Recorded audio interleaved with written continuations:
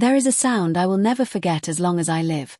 2 ceramic plates torn out of a 7-year-old's hands, and a fork clattering to a hardwood floor in a room that had gone completely silent. That happened at my mother-in-law's dinner table, in front of 12 members of my husband's family, on what was supposed to be a quiet Sunday birthday celebration. My daughters had spent a week making her handmade birthday cards. They never got to give them to her, because before dessert was served, my mother-in-law stood up so fast her chair screeched against the floor, walked the length of the table, and announced that only women who had given this family a grandson deserved to eat off her good china. My husband looked down at his plate and said nothing. And I, the woman everyone thought was too gentle, too quiet, to ever cause trouble, opened my phone under the table and typed one word to my attorney. Proceed. What none of them understood, what my mother-in-law would only discover 4 days later when a certified letter reached her door, was that the house she'd been calling hers for 2 years had never belonged to her at all. It was mine.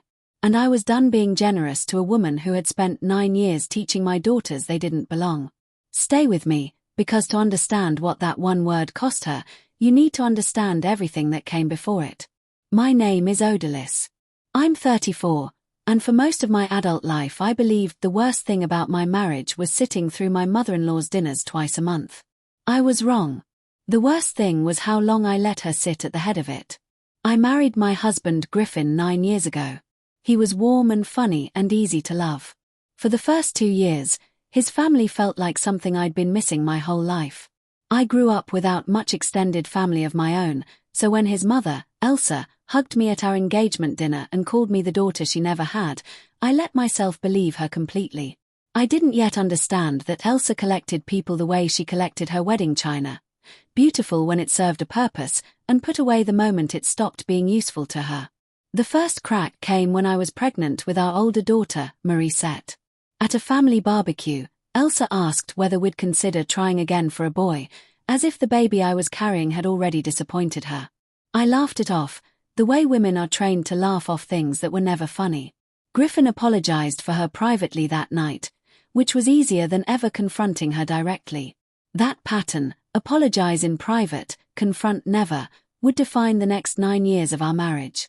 When Marie-Sette was born, Elsa held her for exactly 4 minutes before handing her back and saying, "Well, she's beautiful.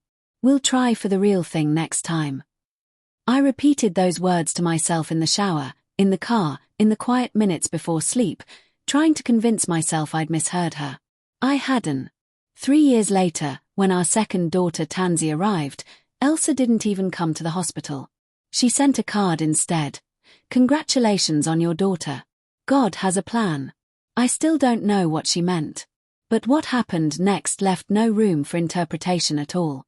My brother-in-law's son was born the following spring, and the difference in how Elsa treated the 2 households became impossible to ignore. Her grandson had a savings account opened before he could walk. My daughters got second-hand toys from a church rummage sale, wrapped in newspaper, because girls don't need as much fuss. His photograph sat in a silver frame on her mantel, front and center.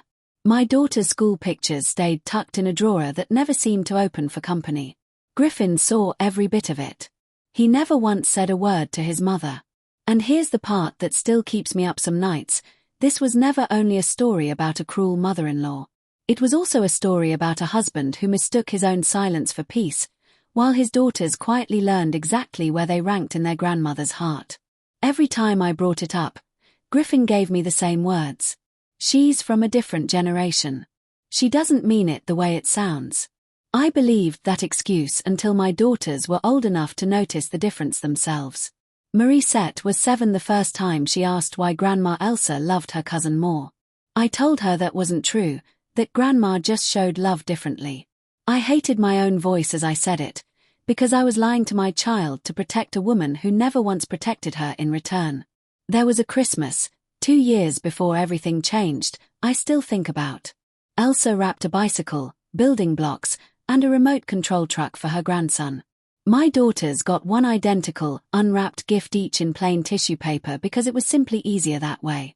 When Marie-Sette unwrapped hers to find a single coloring book, she looked around the room, confused, too young to understand what she was witnessing. My sister-in-law caught my eye. Neither of us said a word. I've wished 1,000 times since that one of us had. But we kept going back, holiday after holiday, because Griffin insisted it mattered to keep the peace, to give his mother the benefit of the doubt. And some stubborn part of me kept hoping that if I was patient enough, Elsa would finally see my daughters the way she saw her grandson. I was wrong about that too, and I didn't yet know exactly how wrong. I think often about my father when I think about that house, because it was never really Elsa's to begin with. My father built the rose garden there himself, one bed at a time, over nearly a decade. He used to say the whole point of a big yard was so his grandchildren would have somewhere to get their knees dirty. When he passed, that house was the one thing he left me that still felt like his hands were on it. So when Elsa's rent rose beyond what she could afford, I offered to let her live there rent-free. Griffin was overjoyed, sure it would finally bring his mother and me closer. I'll admit it honestly, some small part of me hoped the same thing, that gratitude might do what 9 years of patience never could. Instead, she treated the house as something she was owed. She redecorated without asking. She told neighbors it was simply the family house, leaving out exactly whose family it belonged to.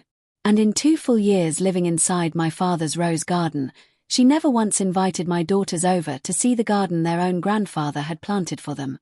I never told Griffin, but 6 months before that dinner, after Elsa quietly left my daughters off the guest list for her grandson's birthday party, I met privately with an estate attorney. Not out of spite, out of pure exhaustion. I asked what my options were, given Elsa had never signed a lease or paid a cent of rent, only living there on an informal, revocable courtesy. My attorney explained the process would still need to follow proper legal steps, nothing overnight, but entirely within my rights as sole owner. I told her to have everything ready to file the moment I gave the word. Then I told myself, over and over, that surely it wouldn't come to that. I was still telling myself that lie on the morning of her birthday dinner. I would not be telling myself that lie by nightfall. That Sunday, the whole family gathered at Elsa's house, my house, for her birthday. My daughters had spent a week making her handmade cards. Marisette drew a garden, because Elsa always talked about her roses. Tansy, only 6, drew the whole family holding hands, every stick figure labeled in crayon so nobody would be left out. Dinner went the way it always did. Elsa fussed over her grandson's plate, cutting his meat though he was old enough to do it himself, praising him for finishing his vegetables. My daughters sat quietly at the far end of the table, filling their own plates once the dishes finally reached them. And then, just as my girls finished serving themselves from Elsa's wedding china, the set reserved only for important company, Elsa stood up so fast her chair scraped the floor. Conversation stopped dead. She walked the length of the table, reached down, and pulled the plates directly out of my daughter's hands, one in each fist. Tansy's fork hit the floor. Marisette froze mid-sentence.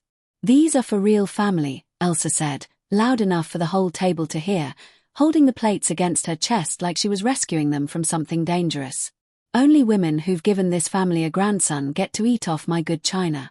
Girls can use the paper plates in the kitchen." In the suffocating silence that followed, not one adult said a word. Not my sister-in-law, whose hand rose halfway before her husband pulled it back down. Not Griffin's brother, who suddenly found his plate fascinating. And not Griffin, my husband, the father of these 2 little girls whose faces had just crumpled in front of an entire family, who looked down at the table and said absolutely nothing. I need you to understand who I was before that moment. I am not a woman who raises her voice or flips tables. I've spent my adult life smoothing everything over. But something happened inside me that night I can only describe as a door quietly closing, with a click only I could hear. I stood up, walked to my daughters, picked Tansy's fallen fork off the floor, and told them, calmly, we were going to get fresh plates ourselves, together, right now. I didn't raise my voice at Elsa. I didn't even look at my husband, though I could feel him finally watching me, the way people always start watching you the moment it's too late. I sat my girls down at the kitchen counter with new plates, far from every eye that had just watched them get humiliated and done nothing. And then, standing at that counter while they ate in confused, wounded silence, I took out my phone and typed one word to my attorney. Proceed. That word would reach Elsa's doorstep in a certified letter 4 days later, and her entire understanding of her own life was about to be rewritten. But that night, none of them had any idea what I'd already set in motion 3 years before. That letter reached Elsa 4 days after the dinner, stating plainly that her right to occupy the property was being formally terminated. She called Griffin in an absolute panic, certain there had to be some mistake. For the first time in his adult life, Griffin told his mother something he'd never said before.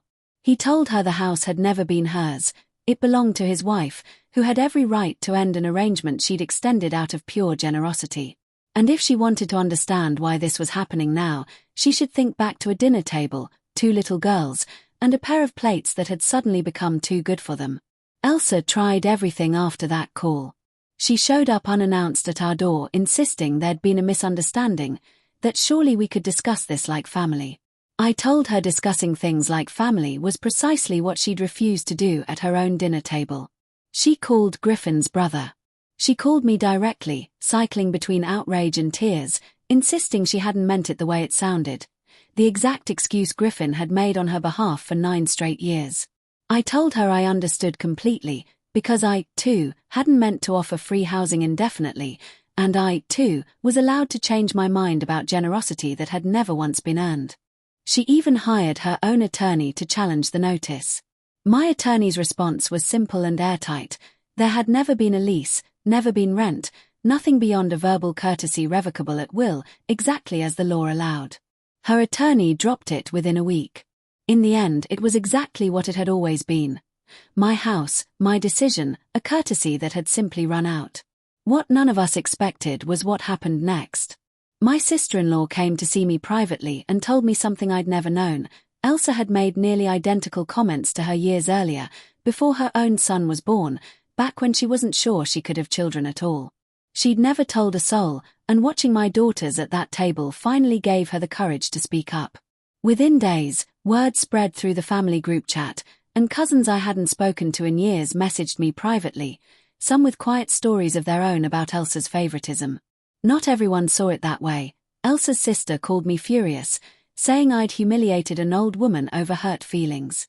2 of Griffin's aunts stopped speaking to me for weeks. It stung more than I expected, being cast as the villain in a story I hadn't started. But Griffin reminded me that people who never sat at that table and watched his mother rip plates out of 2 little girls' hands didn't get a vote in how he protected them. It has been almost a year since that dinner. Elsa lives in a small apartment across town, funded entirely on her own. My daughters have seen her exactly twice since that night, both times in neutral public places, both times with Griffin present the whole visit. They don't ask about her much anymore. Children are faster than we give them credit for, once they finally stop waiting for a love that was never coming. Griffin's brother and his wife, on the other hand, have grown closer to us than ever before. Their son and my girls have sleepovers now, Sunday dinners at our house, with no silver-framed favoritism anywhere in sight. Griffin goes to counseling now, something he never would have considered before. He told me once, quietly, that the hardest part wasn't standing up to his mother. It was admitting how many years he'd chosen his own comfort over his daughter's dignity. As for me, I think about that dinner table often. I think about the exact second Elsa's hands closed around plates that were never hers to control, in a house that was never hers to own, taken from 2 little girls who had done nothing but exist exactly as who they were. My daughters are 7 and 10 now. They eat off whatever plate they choose, in whatever house we choose to visit, and no one has ever again told either one of them they weren't good enough to sit at a table. I've learned something since that night. The people who tell you that you aren't real family are usually the ones who benefit most from your silence. The moment you stop offering it, their whole arrangement collapses, because it was never built on love to begin with, only on the quiet assumption that no one would ever finally say enough. So I'll leave you with the question that changed everything for me. If someone in your own family reached out and took something from your children's hands and told them in front of everyone that they didn't belong, how long would you stay quiet before you finally said enough?